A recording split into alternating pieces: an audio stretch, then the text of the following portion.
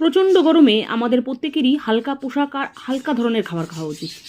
তেমনই এক হালকা তেল মশলা দিয়ে লাউ শুক্তো রেসিপি নিয়ে এসেছি। রেসিপিটা এমনই হালকা যে দুপুরবেলা খেলে সন্ধ্যের মধ্যে আপনার পেটের সাথে সাথে আপনিও হালকা।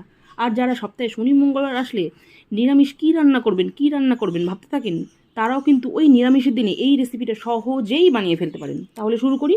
প্রথমে একটা কচি লাউ নিয়ে খোসা ছাড়িয়ে, খুব ঝিরিও না আবার খুব মোটাও না, মাঝারি সাইজের কেটে নিন। এবার একটা কড়াইতে তেল গরম করে বেশ কয়েকটা বড়ি লাল করে ভেজে তুলে নিন। এবার কেটে রাখা লাউগুলোকে নুন দিয়ে হালকা ভাপিয়ে নিন। এবার পেশাই যন্ত্রে ছোট্ট একটা মশলা বানিয়ে নিন। সামান্য আদা, ছোটো চামচের 1 চামচ রাঁধুনি আর পোস্ত দিয়ে একটা মিহি পেস্ট বানিয়ে নিন।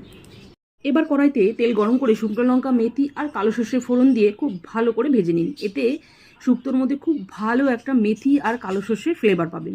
বাটা মশলা দিয়ে ভালোভাবে কষিয়ে ভাপিয়ে রাখা লাউ দিয়ে ভালোভাবে নেড়েচেড়ে পরিমাণ মতো চিনি আর নুন দিয়ে আবারও নেড়েচেড়ে চাপা ঢাকা দিন। নুন একটু বুঝেই দিতে হবে, কারণ নুন দিয়ে আগে লাউ সেদ্ধ করা আছে।